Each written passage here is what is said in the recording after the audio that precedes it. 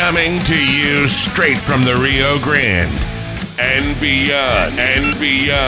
Broadcasting to the four corners of the globe. So grab your seat, your coffee, or your sundowner. Okay, everybody, here we go. On point, as always. This is Gloves Off. Gloves Off.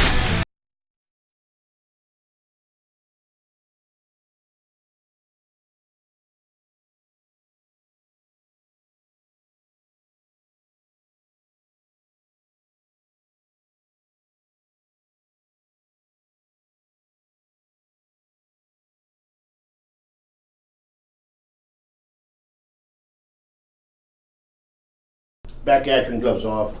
I'm Paul Buitrón. I'm here with a great guest and a great person here in Laredo, Mr. Robert Santos, and he was a former superintendent for UISD, and now he's running back. And let's find out why, the reasons, and all that good stuff.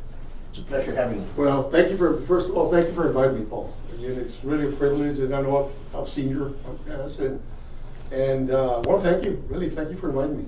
No, thank you for standing up, because I know that every time you stand up for going into public election, public official, takes some guts, takes some nerve to put your name on the dotted line. Right.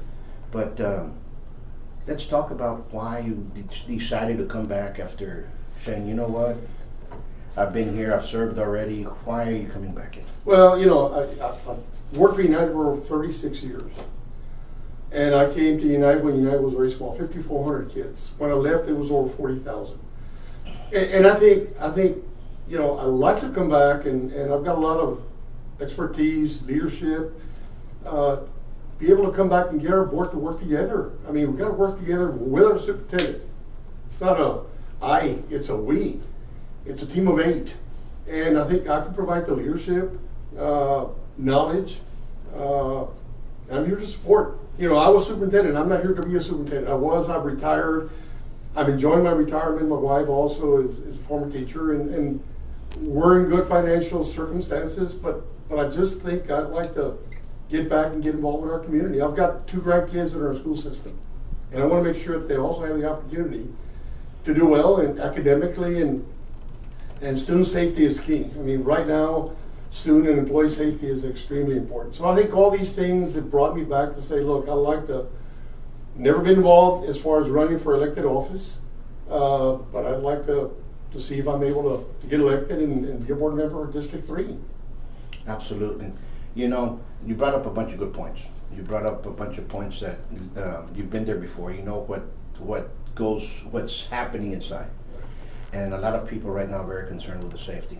And UISD is very safe. You know, and I think with the tragedy and the horrific event that occurred in Uvalde, people kind of waking up about everything that's going on. But we almost had that here about a couple of years ago, and it was stopped very much so. Yes. And a lot of people don't know that some school districts are bigger than the municipalities. You understand? They have a lot of employees. They have their own police stations. They have their own.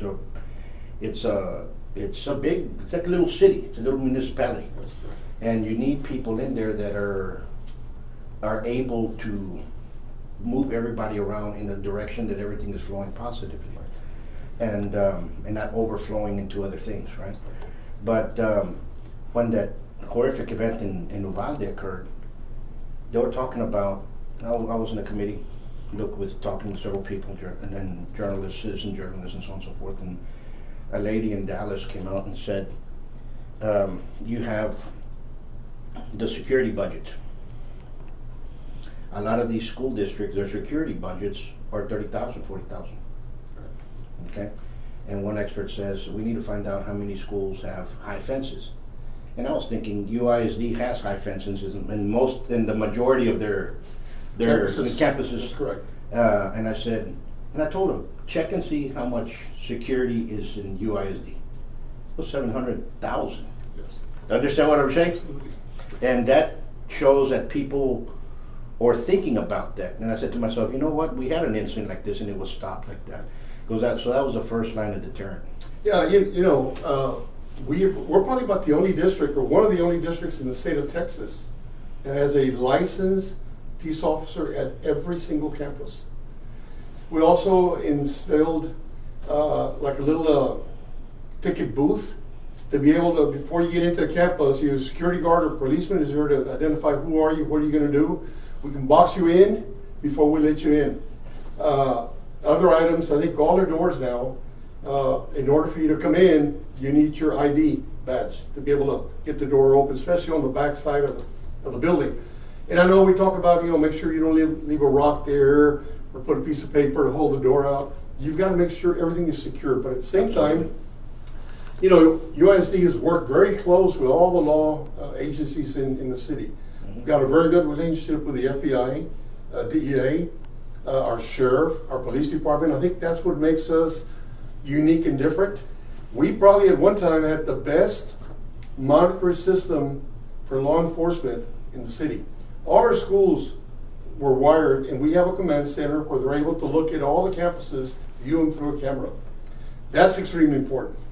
And again, it's a number of police, number of security that's extremely important. I think United has always been committed for student, staff, and parent safety. And that's always been the key. Absolutely. And, you had some great peace officers working there. Chief Ray Gardner was essential, with everything that was going on. And everybody there, everybody was in focus. Everybody was in tune. You could see that everybody was thinking for the future. And that happens. What do you think now is lacking in UISD? You can say, what, we can tweak this, we can make this better. Well, I think number one is we need to double check. There are some programs out there that we can install at the campuses to be able to detect when somebody has a weapon. Really? We need to look at that, yes. And that's one of the things I think United needs to look at to make sure we do have it in all our schools. We need to stay vigilant. When we were there, we would invite any law enforcement person could go eat lunch with our kids. They could eat breakfast and lunch free. And we wanted to have the exposure, get our Border Patrol agents there, get our parents there, police, DPS, just to get the presence on the campus. Sure. And all that is a deterrent from hopefully someone trying to get in to our campuses. Absolutely. Got to stay vigilant. If you see, you got to report. We can't say, well, maybe it's not reported. Let the police deal with it, and if it's not accurate, then fine. It's better to be safe, and at the end of the day, be sorry. I mean, it's extremely important. Our students, there's no compromise there. Students and staff. No, you're correct, and it's something that you all have done above wonders because you all stopped something that happened Right. 2-3 years ago, Yes. more before COVID, Yes. about 3 years ago. And unfortunately, we live in a world that we have to start taking care of our kids that have problems. We have to stop saying, and we have to start listening to our kids. It's okay, it's okay. No, we have to start listening to our kids because our kids are telling you, hey, you know what, little Billy over there is kind of weird. He's drawing pictures of, you know what I'm saying? And we have to pay attention to that. We can't just say, no, don't do that. Let's see what's going on. Be more involved and in tune with our kids' lives. And I say this to the parents. You have to get involved with all the apps that they have in their phones. You have to get involved with who they're chatting with in the internet, because there's a lot of people out there that have nefarious reasons. Oh, absolutely. I think we also need to deal with the mental health Yes. of our students and our staff. We've got counselors that are certified to be able to deal with that, and that's extremely important. Going back to what you said, that there's an issue of concern, let's address it. Let's talk to our students, let's talk to our staff, and work with our parents. I mean, at the end of the day, we only have them at school district max 8 hours a day. Parents have the rest of that day with students. So I think if we work together collaboratively with our parents, always focus on what's good for students, I think we're going to continue to be successful in what's going on now. Absolutely. My kids are going. My youngest is in campus right now. She's a junior. My son just graduated from United, from the engineering department of United, and graduated. What is it? Cum laude. Yes. And yes. he's actually now in Tammy U. He's a great kid. Great teachers. I have the best to say about his education.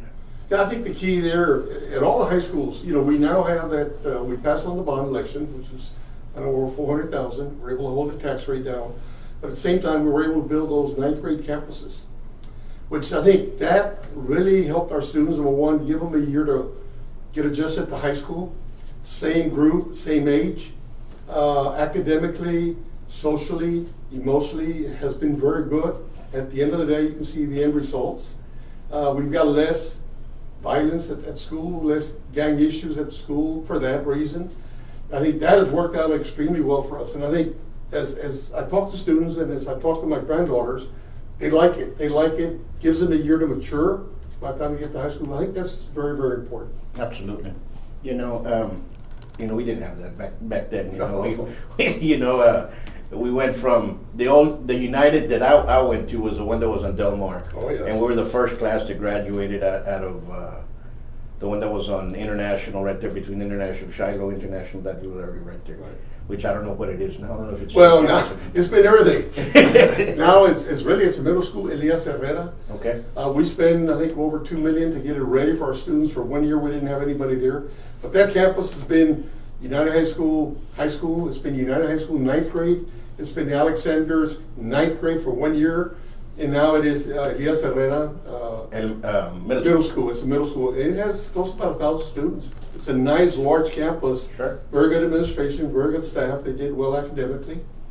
No, that's what we went to school with. And I remember you left there and it was a dirt road still for. Oh, yes. For, Well, I was there when they opened up. I came in 1983. Sure. And I remember people saying, I mean, why in the world did you all build that school there? There's nothing north of it. There really wasn't anything north of it. Nothing. It's just a dirt road, you know. But, I don't even think Shiloh was around. No. No, it was just a dirt road back there, and it went forward, and you had parts of McPherson was dirt road. I remember at that time. Yes.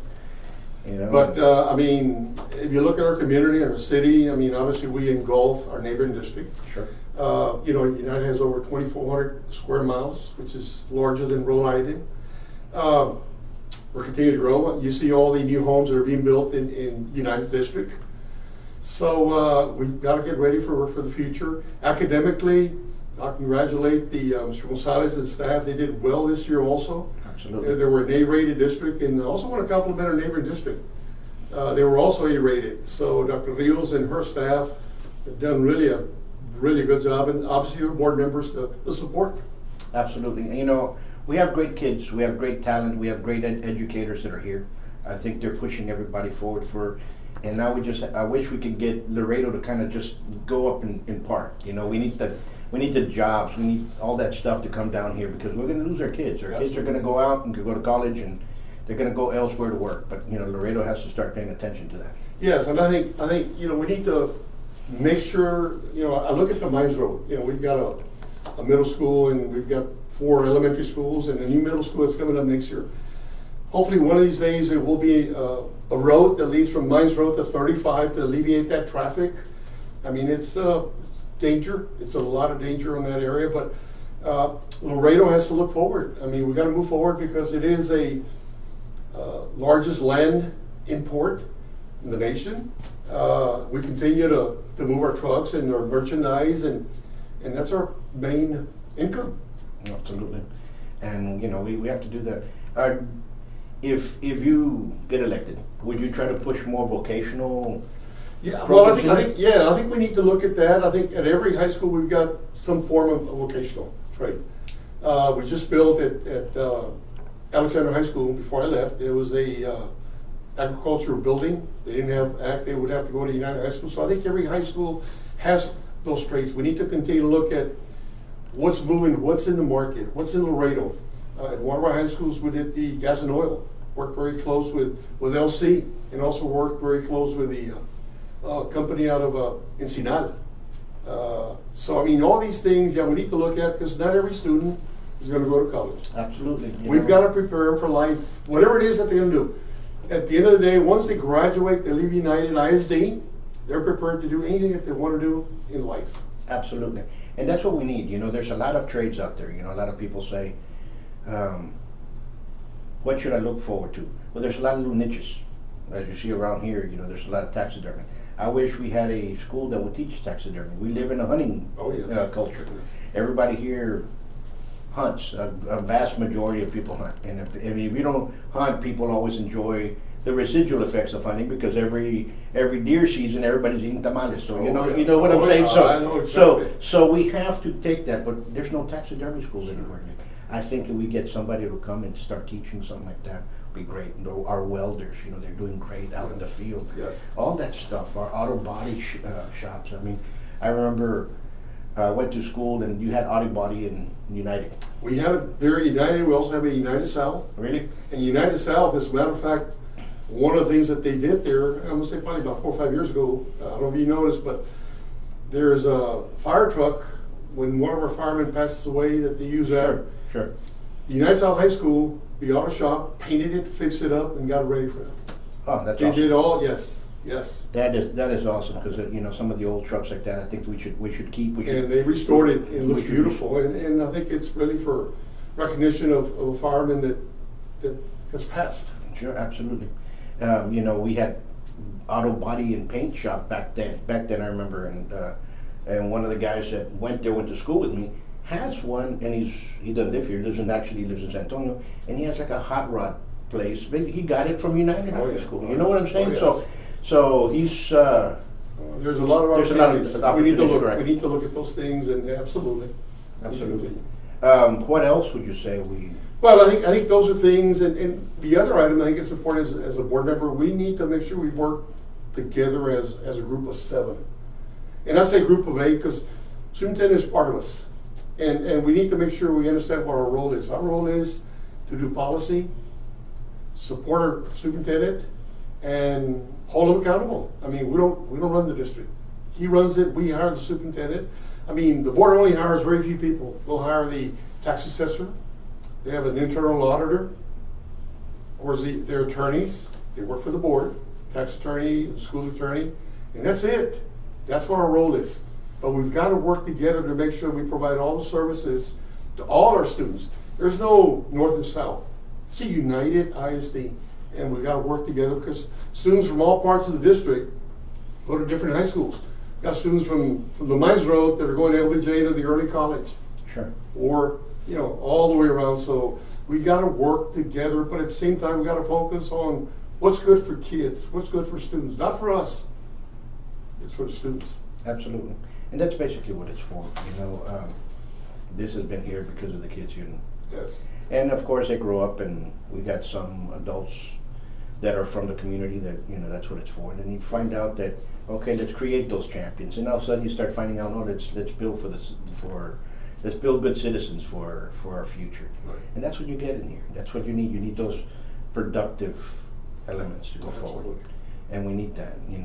We have great, great sportsmanship between the high schools. It's change. It's not like in other cities. And I don't know if you noticed, but all the way around is extremely important. Build all the way around. You've got 2 of our bands a year ago, well actually 2 years ago before I left, we went to state. We build those marching pads for those students where they're there at 6 in the morning, but they've got their own place. Old times they used to use a parking lot. It was so difficult. So that's extremely important. Sure. And athletics, they've done well. Academically, our district has done extremely well. It's really a tribute to our teachers, our parents, and our students. Absolutely. And it's the effort by everybody. Absolutely. When is this election? Is this election running concurrent with the elections of the Yes, it is. It's November 8th. It's the election. Yes, it'll run concurrent. Obviously, in District 3, which I'm running, it covers the Lakeside and Lakeview area and the Loop. It covers all of Alexander High School area, Alexander States. Then it goes, as you go south, it'll cover Summer Wind in Bartlett area where Guerra Communication is at. Sure. And further south, you've got Newman. Then a little further east, as you go on Springfield, where Gutierrez Elementary is, on Springfield, you go south, anything east of Springfield, all the way to Chaparral, that's also the Newman area, Gutierrez area. Then it covers Cuellar, it goes all the way around, a little bit on the Cuellar side, Colonias on 59 and Colonias on 359. So it's a large, vast area, but I think it's a very good area. And I'm excited. I've gotten a lot of support from a lot of our employees, and that's really what when I decided to run, you know, I had a lot of calls saying, look, I'd like to support you. I think we've done a good job. Sometimes you can't please everybody, but you try to look at what's best for the majority of our kids and staff, and then you move forward. Absolutely. You know, Mr. Santos, I think everybody needs to understand that this election, everybody needs to come out and vote for the betterment of Laredo, for the betterment of everything as a whole. We all need to come out there and vote. People don't vote. I agree with you. And I think right now is the time we have to do that. Yeah, we, you know, we're starting to do some block walking and starting to tell people they got to come to vote. I mean, we probably have maybe 25% of our people that are registered to vote. I mean, we need to be able to get up there in the 50s and 60s. I mean, to be able to represent our community. Absolutely. And, you know, for our apathy and just got to spread the word. You got to come vote. You have to vote your choice and vote who you think is best for whatever position it is. And you're right, it's on the November election. You've got a lot of city officials running. You got the mayor's office, which is critical. You got several city council. At United, you've got 3 districts that are running. I'm sure neighboring district UISD also has a couple. So it is extremely important to get our people in our community to go vote. You know, it's exactly right. I think we counted 35 people, 35 positions Oh, yes. that are up for election. Yes. And you got county commissioners, I'm sure, and So, you know, you have several. You know, the problem here is that we have some of the state and federal are not running because they don't have any opponents in the November election. Yes. But here, everybody goes in there. Yeah. And is this election, do you have a runoff, or it's who comes in? No. On school district, it's whoever has one more vote than the rest, they get in. There's no runoff, which is good. I think it's good because, I mean, this way, you know, at the end of the day, after, you know, on the 8th, at, you know, 7 o'clock when it closes, they'll get the vote, they'll count the vote, and whoever gets elected gets elected. And again, I've worked very close with my opponent. I think she's a good lady, but I think I can bring something to the district that's unique and different. Okay. If anybody wanted to help you out in your campaign, who would they call, or how can they get in touch with you? They can get a hold of me at I'll give you my cell phone. Sure. 740-8899. And that's my personal cell. You call me and we'll be more than glad to get you on board. Go from there. Absolutely, folks. With that, we'll go ahead and end this, and we're going to give this to you all. You guys stay safe, be safe. You know, there's still a lot of work going on with this past showers. We're going to be expecting more rain, apparently. And the heat's still out there, so stay hydrated. I want to thank you for inviting me. No, thank you for very much. coming. And anytime that you have a slot, I'll be more than glad to come back. Anytime. We can come back here and talk about many different things. Thank Once you, more, sir. thank you. Yes, thank you. And folks out there, you all be safe. Okay? Till next time.